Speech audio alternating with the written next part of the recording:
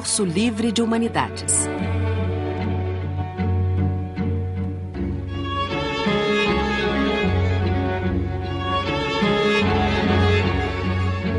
Módulo 1. Filosofia.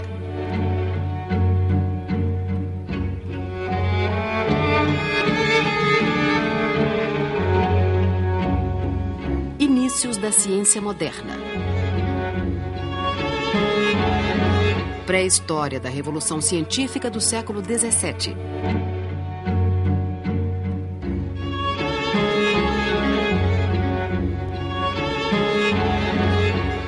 Com Carlos Arthur Ribeiro do Nascimento.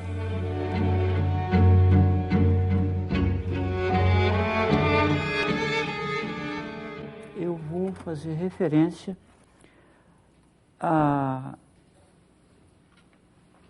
5 autores, né? Aristóteles, que é o filósofo grego, né, do século IV a.C., a Roberto Grosseteste, que é um escolástico, digamos assim, né, do começo do século XIII, a Tomás de Aquino, que é talvez o mais conhecido dos autores medievais, né, nos meados do século XIII, a João Duns Scotus, no final do século XIII, e eu espero poder terminar lendo uma frase de Galileu.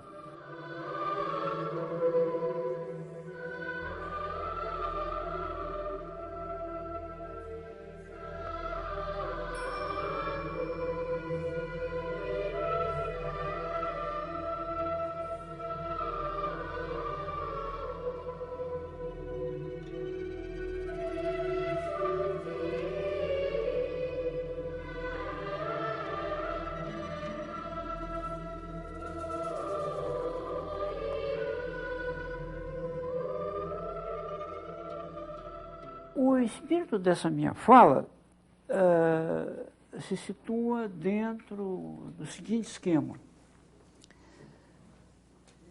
Até bastante recentemente era muito comum a gente encontrar pessoas que pensavam que a ciência moderna, ou assim chamada ciência moderna, começou com Galileu em ponto. Né? Que o que houve antes ou estava tudo errado, ou simplesmente não houve nada.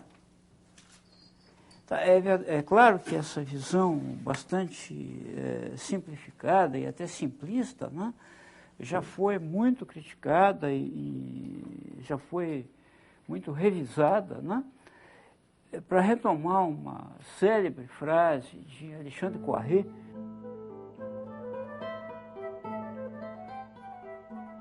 Poiré diz num dos seus textos, né, de História da Ciência, ele diz que, sim, certamente no século XVII houve uma revolução científica, mas essa revolução foi preparada. Ela não aconteceu assim, como por uma espécie de passe de mágica, né, a partir de zero. Né? A ciência moderna não surgiu da cabeça de Galileu como Palas teria nascido da cabeça de Zeus.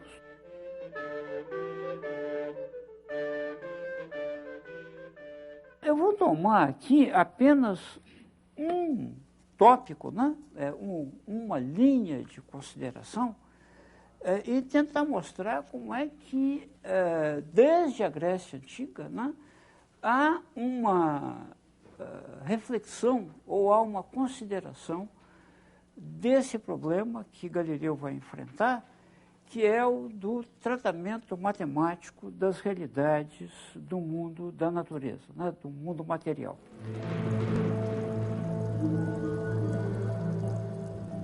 Então, por incrível que pareça, Aristóteles já menciona algumas disciplinas, ou algumas ciências, digamos assim, né, que tratam de coisas do mundo material, mas que utilizam um instrumental matemático.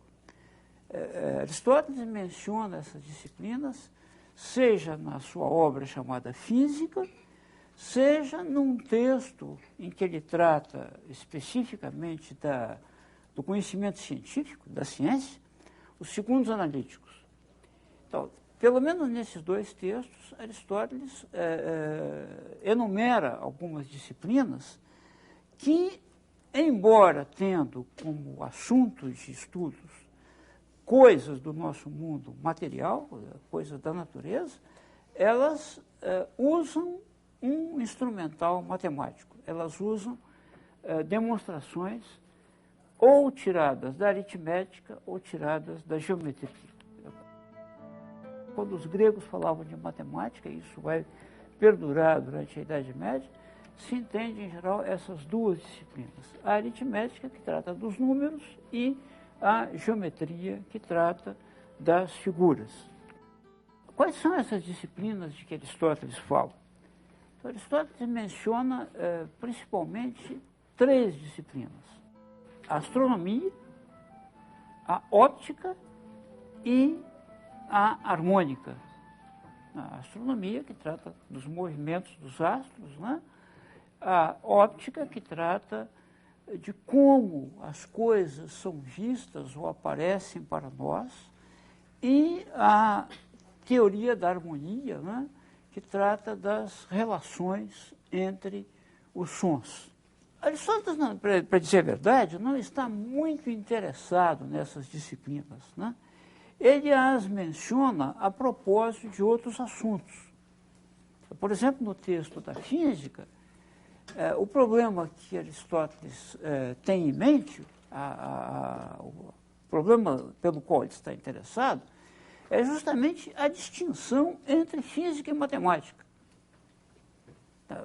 Isso, assim, sumariamente, Aristóteles diz, bom, aquilo de que o geômetra se ocupa, por exemplo, as formas, né, figuras, os corpos, né, são propriedades de coisas materiais. Mas quem trata dessas coisas materiais é o estudioso da natureza, o físico.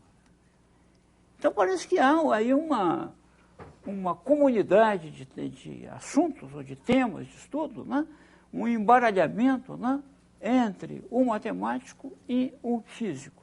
E Aristóteles quer tirar a limpo esse problema. E é nesse contexto que ele é levado a mencionar essas disciplinas de que eu falei. Nos Segundos Analíticos, que é um texto de estudo do conhecimento científico, ele está interessado num outro problema. É porque, para Aristóteles, cada disciplina científica trata de um determinado tema, de um determinado assunto, e com um método próprio. E, portanto, nós não podemos transferir abordagens de uma ciência para uma outra.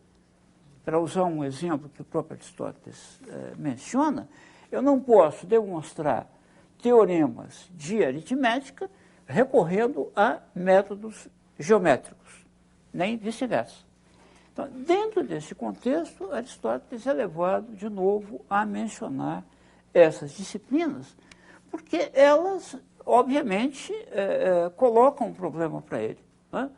Então, como é que disciplinas que tratam de coisas materiais vão utilizar métodos aritméticos ou geométricos? E, nesse contexto, Aristóteles acrescenta às três disciplinas já mencionadas uma outra, talvez a prima pobre da família, a mecânica.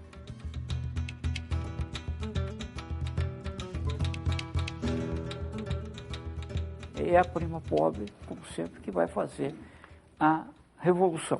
A história do aristotelismo é, em boa parte, a história dos comentários do texto de Aristóteles. Os textos de Aristóteles foram objetos de comentários desde a Antiguidade Tardia, depois no mundo árabe e, finalmente, no Ocidente latino cristão, né? E continua até hoje a ser estudado, né? Talvez seja um dos filósofos mais estudados em toda a história da nossa cultura, Aristóteles. E ele recebeu tanto grandes elogios como também grandes críticas. E um paradoxo que está ligado a essa nossa história, da qual eu vou tentar relembrar apenas alguns pequenos episódios, é que Aristóteles está no centro dessa história, né? E a revolução científica do século XVII vai se fazer, em boa parte, contra Aristóteles, mas Aristóteles fornece, de algum modo, as armas que vão ser usadas contra ele próprio, né? Para citar um outro conhecido pensador, né, um outro conhecido filósofo, né, Whitehead, né, Alfred North Whitehead. Whitehead diz, lá pelas tantas, num de seus textos, né, ele diz que Galileu deve muito mais a Aristóteles do que aparece na superfície dos seus diálogos. Galileu deve a Aristóteles a sua cabeça clara e ordenada. Então, eu vou pular de Aristóteles para Roberto Grosseteste, quer dizer, vou pular do século IV a.C. para o início do século XIII. O que acontece quando Grosseteste topa com os textos de Aristóteles? Grosseteste escreve o primeiro comentário da física no mundo latino e o primeiro comentário dos segundos analíticos no mundo latino, né? Eles são dois textos importantes por serem os primeiros e importantes também porque forneceram uma série de considerações ou de pontos de vista que vão permanecer posteriormente durante a Idade Média e mesmo além da Idade Média. Então, Grosseteste já está um pouco mais interessado naquelas disciplinas que Aristóteles mencionava por causa de outros assuntos.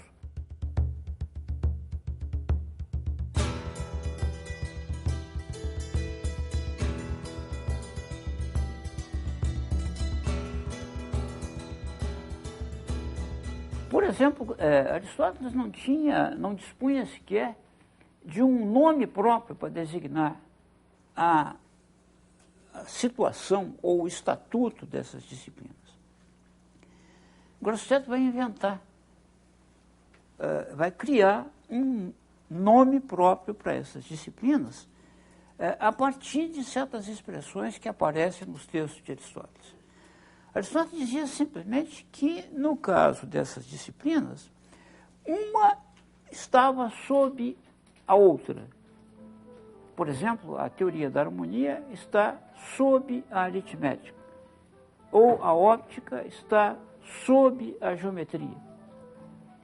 Então, Grosseteste cria dois nomes. Ele diz que uma disciplina é subordinada ou subalternada e a outra é subordinante ou subalternante. Essa terminologia não está tal e qual nos textos de Aristóteles, é uma criação própria de Grosseteste. Mas mais do que isso, Grosseteste elabora já uma certa teoria para mostrar como aquilo de que a ótica se ocupa, ou aquilo de que a teoria da harmonia se ocupa, não é redutível pura e simplesmente, seja a aritmética, seja a geometria. Então, nem a ótica é propriamente uma parte da geometria, nem a teoria da harmonia, a harmônica, é uma parte da aritmética. Ele diz, por que isso? Porque essa disciplina, ou essas disciplinas, a harmônica ou a ótica, elas acrescentam um elemento que é extrínseco àquilo que é tratado pela disciplina subordinante.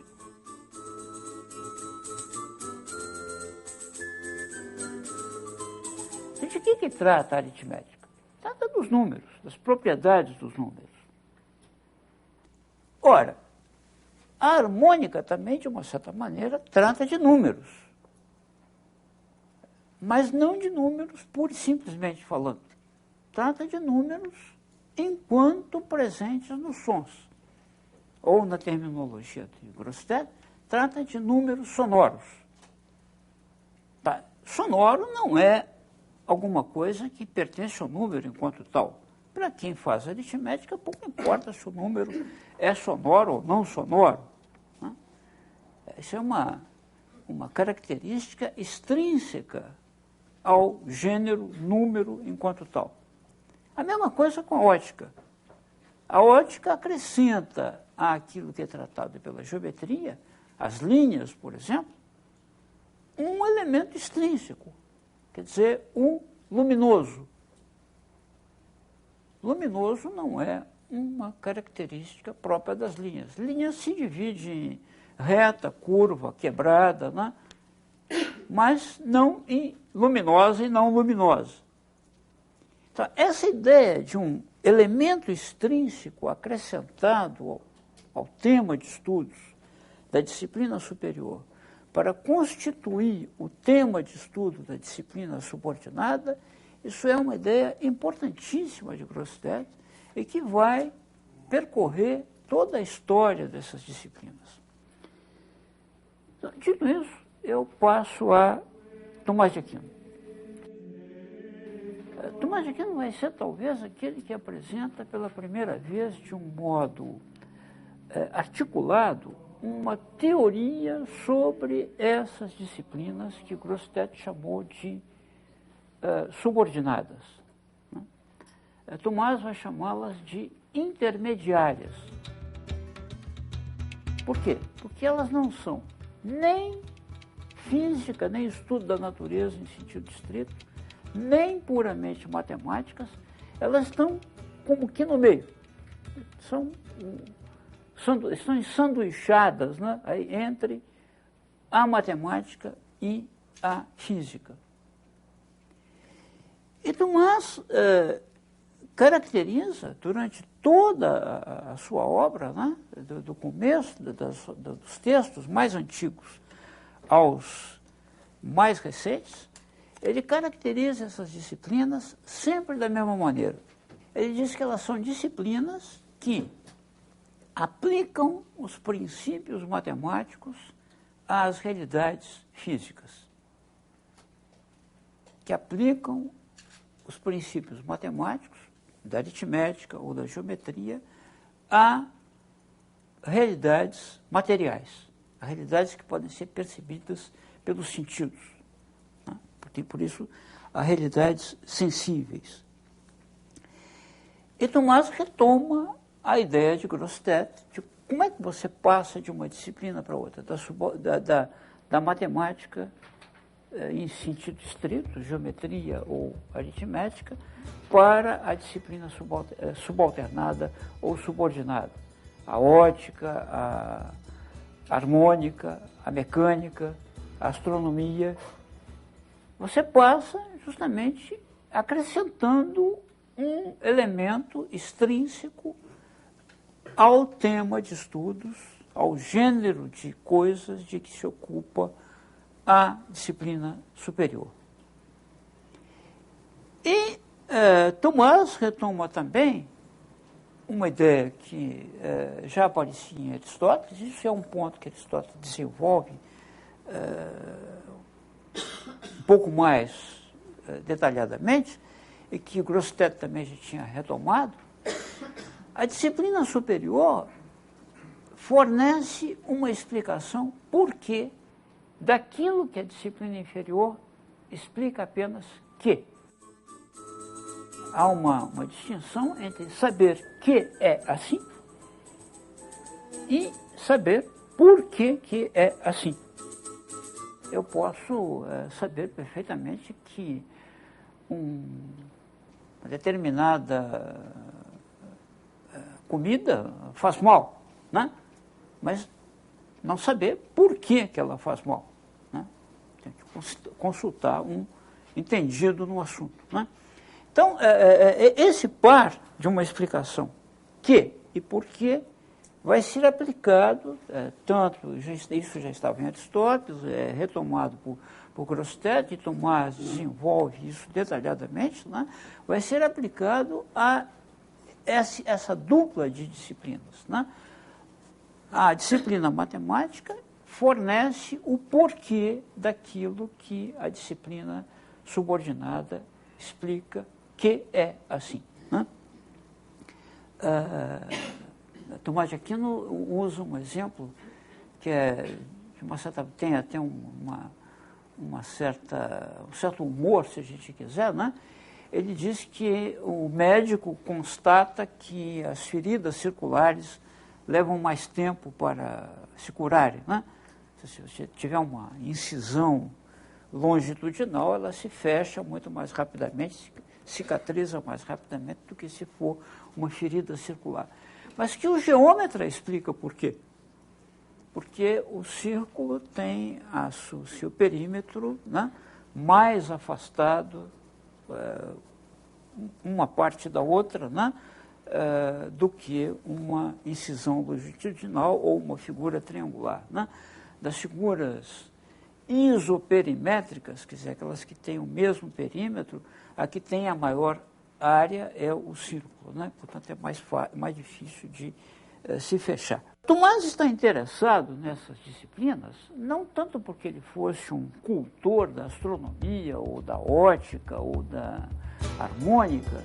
Ele está interessado nessas disciplinas porque ele vê nelas uma espécie de modelo epistêmico, uma espécie de modelo de estilo de conhecimento que vai lhe permitir atribuir o título de ciência ao ensinamento cristão.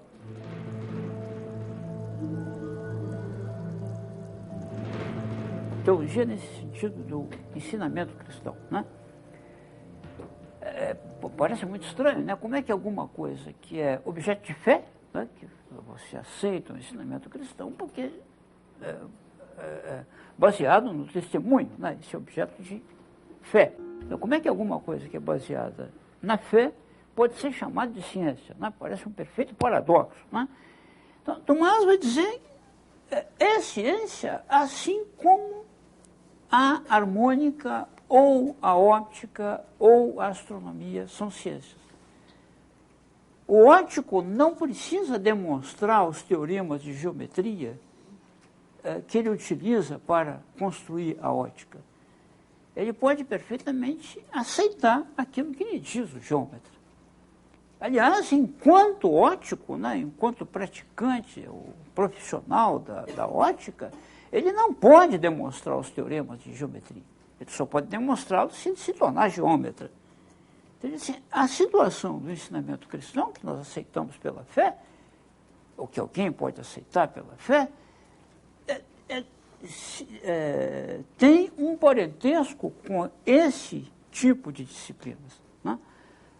Nós aceitamos aquilo que nos é revelado, aquilo que nos é transmitido pela revelação, e é a partir desses princípios que nós construímos, ou que o ensinamento cristão mostra como certas proposições, ou certos dados, ou certos ensinamentos são dependentes de outros.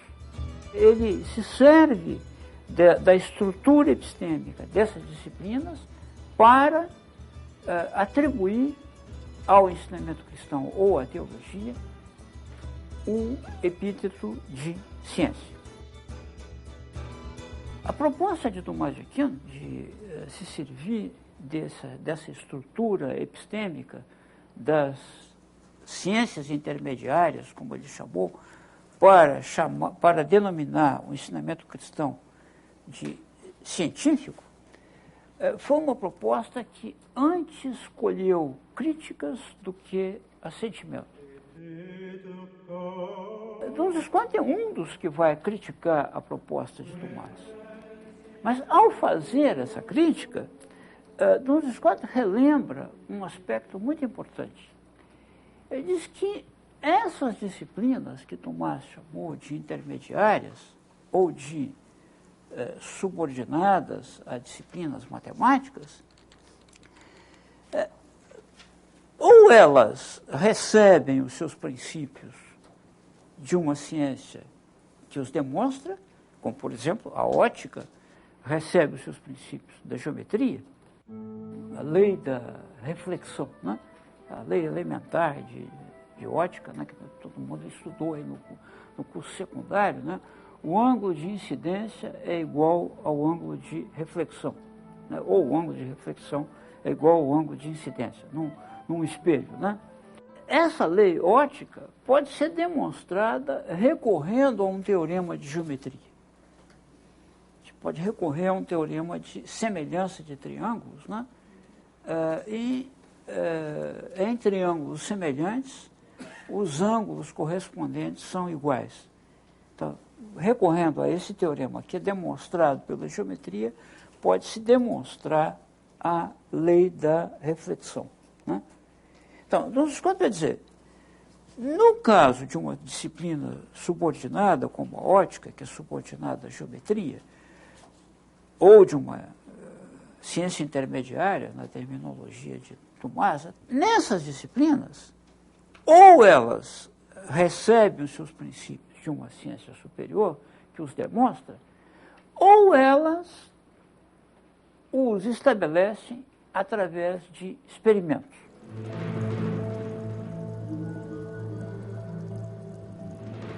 Por exemplo, no caso da ótica, a ótica não precisa necessariamente pedir que a geometria lhe forneça um teorema para ela demonstrar a lei da reflexão. Ela pode estabelecer a lei da reflexão por meio de um experimento. Então, recolhendo todos esses dados, eu termino lendo uma frase de Galileu.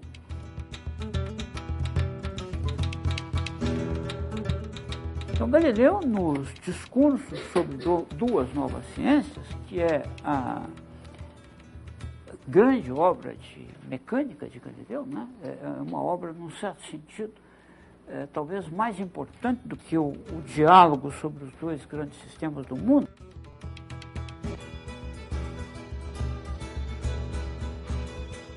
O diálogo, certamente, é uma obra muito mais apaixonante do que os discursos.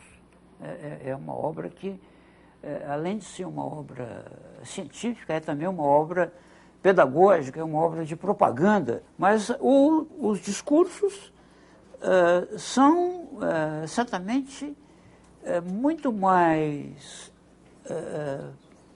fundamentados e muito mais argumentados, e, nesse sentido, eles constituem uma base, talvez até mais importante para a chamada ciência moderna do que o diálogo. É uma frase que aparece na introdução da conhecida experiência de Galileu com o plano inclinado, né? Para demonstrar a lei da queda dos corpos. É um trecho dialogado, né? E Simplício, que representa os aristotélicos, né? Ou a ciência tradicional, ele diz, olha, será que não pode apresentar aí uma experiência? Porque esses raciocínios matemáticos, isso me atrapalha um pouco, né? Eu não consigo seguir isso direito, né? Então, Salviati, que é o representante de Galileu, toma a palavra e diz o seguinte: vós, quer dizer, o Simplício, né, como verdadeiro cientista, fazeis um pedido muito razoável. E assim se costuma e convém, notem agora a expressão, nas ciências que aplicam às conclusões naturais as demonstrações matemáticas. Como os ópticos, os mecânicos, os acústicos. Ele acabou de usar a definição canônica das ciências intermediárias, tal como Tomás a formulou. O interessante aqui é que ele coloca a ótica em primeiro lugar na lista. Porque o que ele vai dizer em seguida foi praticado, sobretudo, no domínio da ótica, né? Então retomando essa frase, né? E assim se costuma e convém nas ciências que aplicam às conclusões naturais as demonstrações matemáticas, como se vê com os óticos, os astrônomos, os mecânicos, os acústicos e outros, os quais confirmam com experiências sensíveis os seus princípios, que são os fundamentos de toda a estrutura subsequente. Tá? Essa frase de Galileu, assim, eu a li durante muitos anos como uma frase absolutamente neutra, e só pouco a pouco é que eu comecei a perceber, né, pode ser que seja uma perfeita ilusão, talvez uma ilusão de ótica, né? Pode ser uma perfeita ilusão minha, né? Como nessa frase está condensado toda uma história dessas disciplinas ou do problema da aplicação da matemática ao mundo físico, né? Essa frase a gente só entende em toda a sua extensão ou em toda a sua profundidade, se quisermos, se nós tivermos em conta uma longa história que começa na Grécia e que termina em Galileu.